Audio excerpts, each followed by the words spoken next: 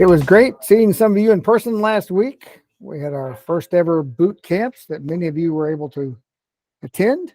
I know not everyone was able to attend those, but it was a good time getting to see face to face, not face to screen. Right, face to screen is all different than face to face. So it was good having that opportunity, spending a few hours with you people. Welcome, Landon. So yeah, the boot camps were a lot of fun. We plan on continuing those going forward. We'll probably have one every August and every January, beginning of each semester. We'll tweak things. We'll rearrange many ideas for next time on how to change that, improve that.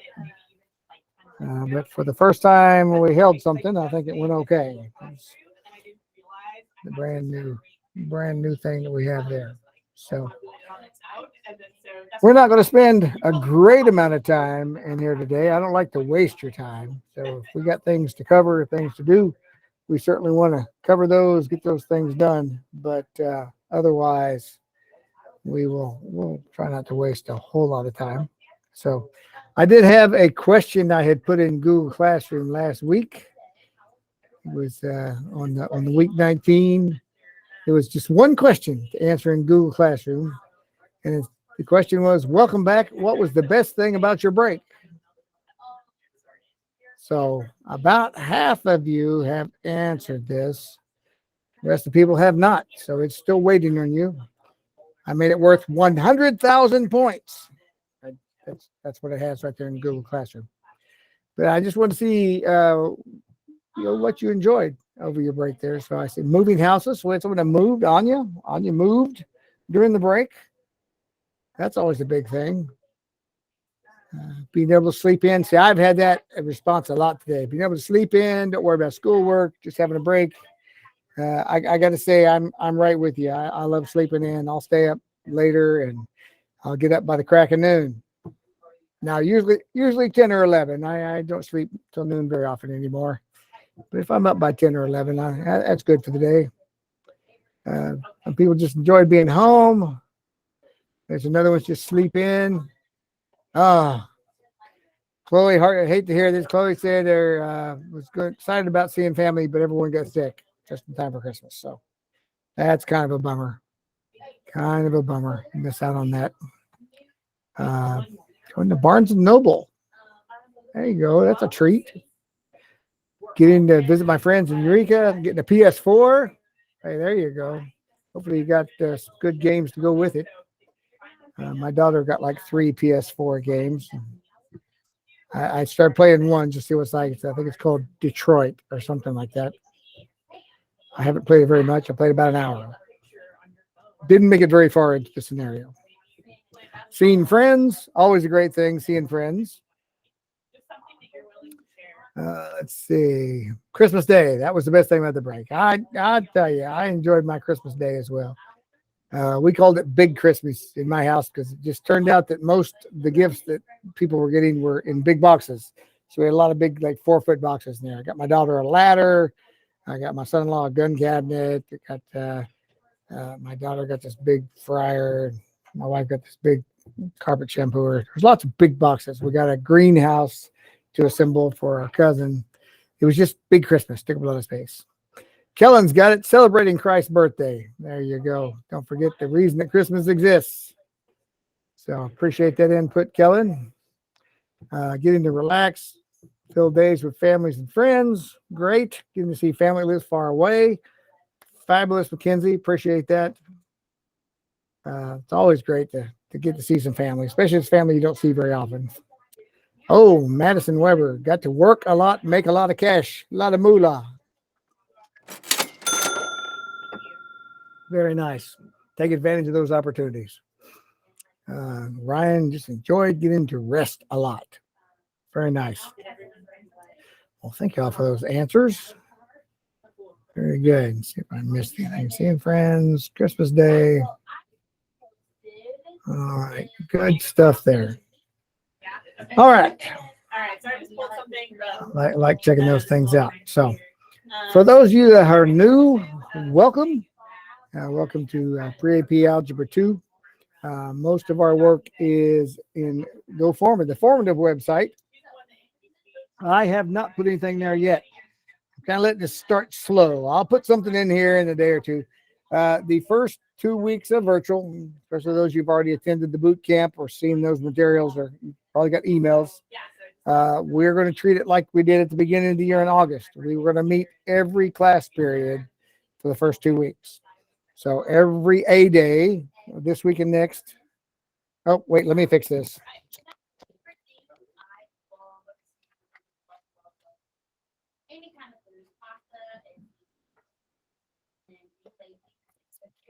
That's been wrong all day. I got it fixed now. Okay, this Friday is an A day. So we will meet today, Wednesday, and Friday. And then next week should just be Monday and Wednesday because it'll be a B day. So, but we will meet every A day for the first 2 weeks as a class, mandatory attendance for the first 2 weeks. Then we will get into our standard virtual school schedule to where we will meet on Monday and then Wednesday, Thursday, Friday is only when your grade's below 70%. So we got a little bit of a break before we'll start that schedule. We'll go 2 weeks. We'll meet every day. So are we going to meet for an hour and a half every day? No, we don't meet for an hour and a half because even I get bored in an hour and a half hearing me talk. Okay, not really. I could probably hear myself talk all day and not get bored. But nobody wants to be an hour and a half with a virtual class trying to pay attention. It gets really hard. So, for those of you who are new, I'll cover the material we're covering that week. I'll give you extra examples. We'll kind of go on how to do things, and then I'll turn you loose. So we're here half the class most of the time, 45 minutes maybe. And so that's what we'll do. So Wednesday this week, we'll get into our first lesson. I'm not going to cover a lesson today. I'm going to give you all just kind of a slow slide back into school this semester because I could use one too. I'll tell you, I'm still in vacation mode in my head, trying to get back into that work mode because we got to get things going. The spring's always just kind of crazy. Sometimes seems to drag forever, but if we get involved in our work, we can get things moving along. I do want to go over a couple of things while we're here today, since we're not going to start any actual algebra today. Pulling up our Google Classroom here, which you guys have obviously found. Okay, going to classwork. This is the week 19 was the question from last week. That was January 5th and 6th last week. And there's all the old stuff from the first semester down below.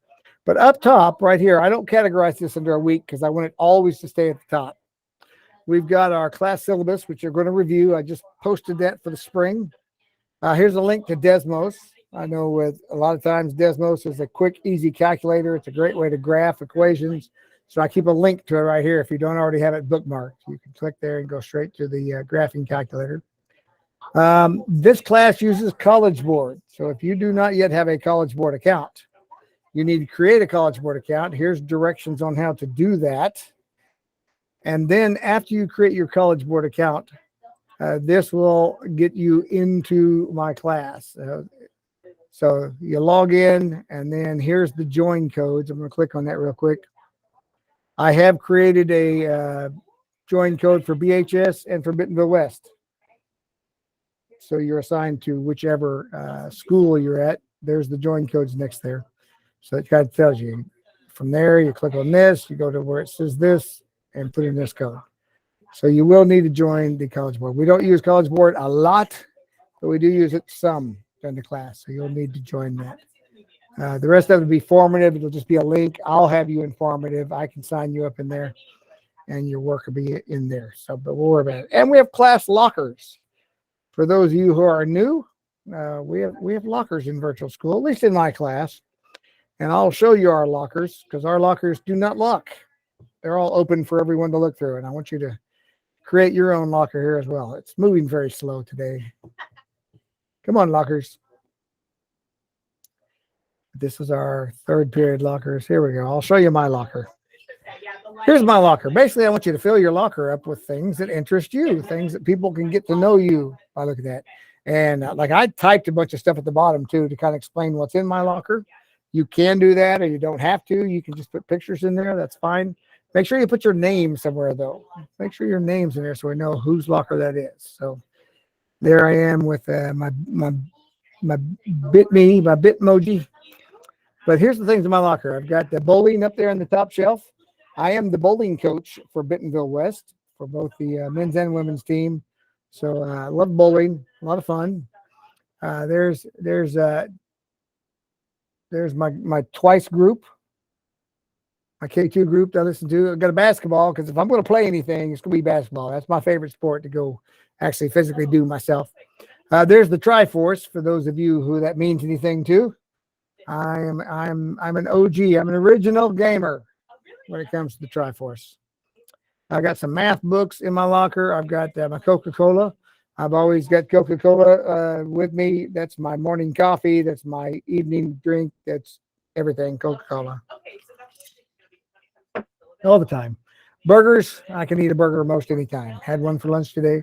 My favorite movie down there on the bottom shelf is Bill Murray smashing his alarm clock. If you have not seen Groundhog Day, I highly recommend it. You can watch it over and over and over again, which is kind of the theme of the movie. No, I get highly entertained by that movie. There's a picture of me with all of my autographed Heisman photos. I didn't win the Heisman, but those people on the photos did. I have Kite in here. A year ago, I had leukemia. I was in the hospital last January. And Kite is a medical company that has developed a treatment for that cures it. And I went through that procedure last January. And it went so well that company has now hired me as a patient ambassador. So I speak about my experience of going through the therapy. They flew me to Boston in September, where I spoke to a couple hundred people, talked about everything I went through. And they flew me to Richmond, Virginia in October. I'll be going to California during spring break. For several days. I take phone calls. They schedule me to have phone calls with patients that are going to be going through the procedure. So I answer their questions from my experiences. So it's a fun thing. I enjoy being a patient ambassador and just sharing what that journey was like and helping people that are facing that. So near and dear to my heart right there. 3 universities. I've got OU. I've been to some classes at OU. That's the school I follow big time. U of A, I do have a degree from the University of Arkansas. That's where I got my master's degree in teaching. And University of Central Oklahoma, I got my bachelor's degree in computer programming there years ago. So I have a computer programming degree and a master's to teach mathematics. There's the Eiffel Tower. On my 20th wedding anniversary, my wife and I, we had dinner in the Eiffel Tower. I've got loads of credit from that. It's been 15 years and she still talks about it. So it's worth the money. Most expensive meal I've had in my life, but worth every penny. It made everything for my wife. She still loves it. There's a picture of my family. I have 3 daughters, and 2 of them have spouses. So there's all 7 of us currently. And then I have a picture of Venice. We also went to Venice when we went to Paris. Venice there's nothing like Venice. That's the best way to say that. There is nothing like Venice. So that is Mr. Brock's locker. We have several of the students already have lockers in here, so you can scroll through and see what they have in their lockers. You may want to update your locker. If you already have a locker, you may want to fill it with more photos.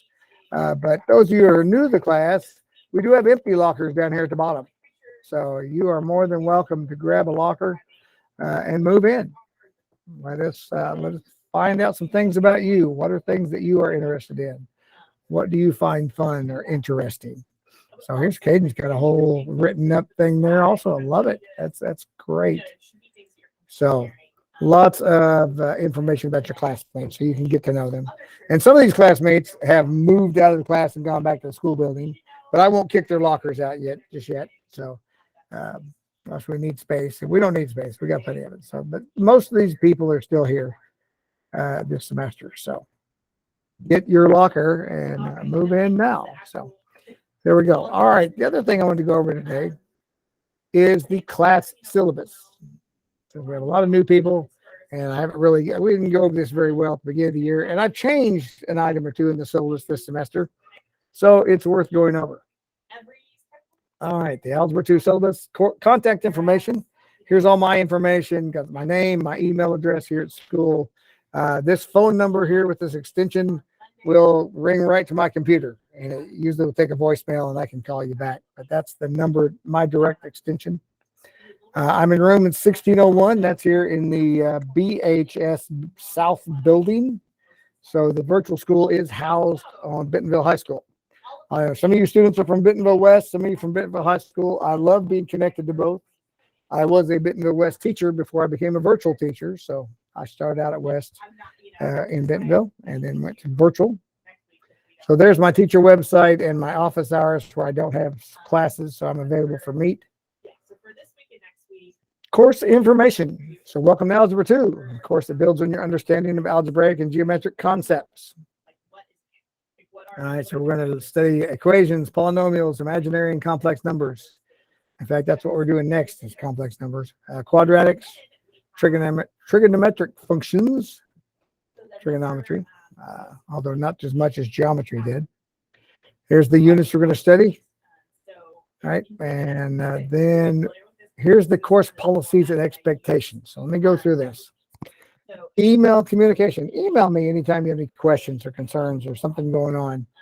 I'll do my best to respond within 24 business hours, which means you email me Friday afternoon, evening. You may not hear from me from Monday. The weekend is the weekend. I spend time with the family. We play a lot of board games. We go to see movies. We have downtime where we're not focused on school. I encourage you to do the same thing. Don't put all your assignments off till Sunday and have to work on the weekend on school. Find some downtime. Get your work done and have time that you're not focused on school. So I don't check emails at 8 o'clock at night. I don't check them on Saturday and Sunday. But I will get back with you as soon as I'm back in the office. I follow school policy and attendance. So I hold each student the expectation they participate in class activities and they attempt the assignments that are set before them. Classroom expectations. Cameras on, students visible when possible. I know there's situations and things happen, but when possible, that should be the standard. Be actively engaged at all times. When I post questions or I'm asking questions during class, answer it in the chat, turn on your microphone, answer it, however you like to do that. And take notes. This is a math class. Notes are wonderful. Write down example problems.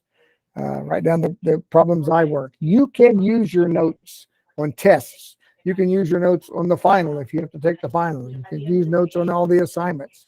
So your notes are your tools for this class. So using them on tests is a wonderful thing. Be respectful to classmates and teacher. That's not a problem. You guys are wonderful. Be on time, prepared for class. Not a problem. There's no tolerance for cheating. I do check. I do find lots of cheating, and I give zeros when I find it. So I don't tolerate. I want to know what's in your head, not what you can find on the internet or somewhere else. Right? We can all find answers on the internet. That doesn't tell me you know anything. Be willing to work with others. We don't have a lot of group assignments, but there's times we may need to work together to accomplish something. And actively work towards understanding the underlying principle of mathematics presented. Don't just try to figure out what's the answer. Try to figure out why is that the answer. You know, we're not creating math robots. We got calculators that can just punch a number. But we want to be problem solvers. We want to understand what we're doing. We want to be able to understand the logic of why that works. And we want to have fun. So if you've watched any of my videos, I try to make them a little fun. Still have to cover all the material, but I try to add some little Easter eggs in there for the folks that like to watch them. All right, late work, messy work, and grading. Here is where the biggest change is in my syllabus for this semester.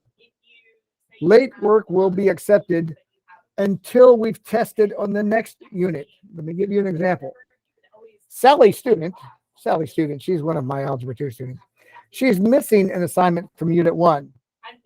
And the class just took the test over Unit 2. So she can no longer turn in that missing assignment. It is now a permanent 0. We're about to start, Module 5, Unit 5? No, we're in this class, Unit 3. We'll be starting here. So when we get to the end of Unit 4, any missing work from Unit 3 is too late. Get all your Unit 3 stuff turned in before we test Unit 4, because at that point, it's not late work anymore. It's missing, and it's a 0. So that's the biggest change. You can't turn in January work in May. You got to get it done sooner than that. Forgot what we were doing in January, and you generally don't score very well on old work anyway. So that's the biggest thing, and I will remind you as those deadlines come up. You can retest. Students will be allowed to retest. If you do poorly on a test, get with me. Sometimes I have you do some practice problems or some test corrections or something before you can take the retest. But I do allow you to retest assignments and tests. Make up work. If you miss class, check the Google Classroom. I will record Google Classroom on class days. I don't record like Wednesday, Thursday, Friday. If you don't have to be here, like those 70% and under days, because that's usually just working with individual students over what they need to accomplish. I don't record those. I just record the mandatory days when all of us are here. So those are posted to Google Classroom so you can see what you missed. And then if something's not posted there to me, get with me. I may have missed it or thought I posted it or whatever. So the grading policy, as you know, with the Bentonville school districts, we have the evidence of learning grades, EOLs, and they are 100% of your grade, whatever's assigned to EOL. In this class, most of the assignments are EOLs. There's very few practice grades. I think we had 2 or 3 practice grades in the last semester. That was it. All the rest were EOLs. So practice assignments are still important. They do not count for your grade, but they do count for being able to be exempt. This semester, you have the opportunity to be exempt from taking the final.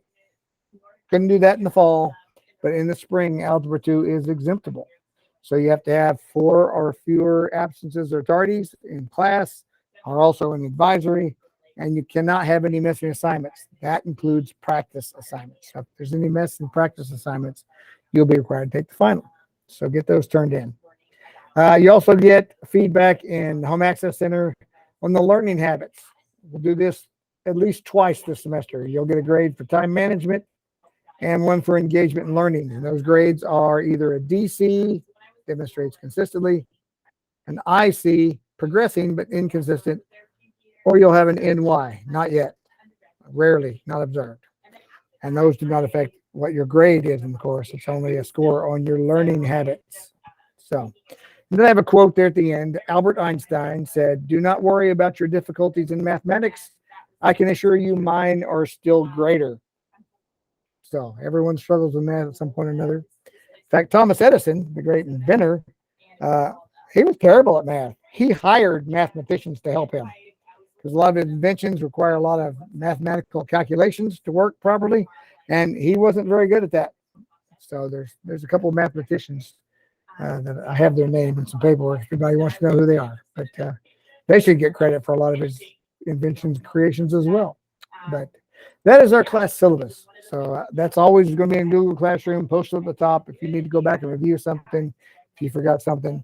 If there's something on there you need to go and put in my face, Mr. Brock, you said on your syllabus. So, hold me accountable. I try to hold you guys accountable. You try to hold me accountable. It's a symbiotic relationship there. We'll do well with it. So the main thing, especially if you're new to class, make sure you got your College Board account and that you've joined my class on the College Board website. And make sure you understand what the syllabus said. And be ready. I will have an assignment by Wednesday when we meet for this week. It won't be a huge assignment. We're going to start off kind of easy, and then we'll get more into it next week and all that fun stuff. Any questions? Any questions? All right. Hope everyone had a great break. My family, we play board games. That's a big thing that we do, especially on Christmas break. Between Christmas and New Year's, we play a lot of board games. We have my youngest daughter still lives at home. And then my other 2 daughters are married and have their own households.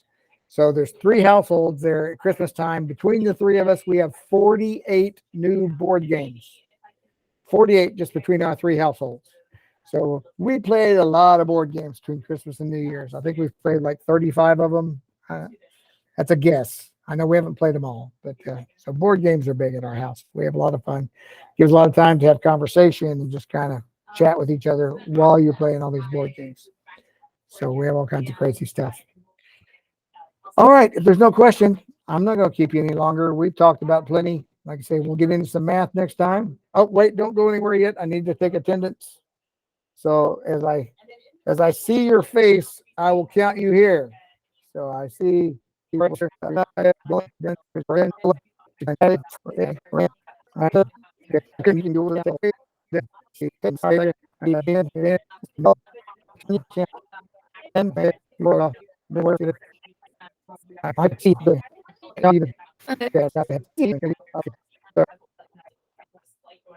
All right. Have a great afternoon.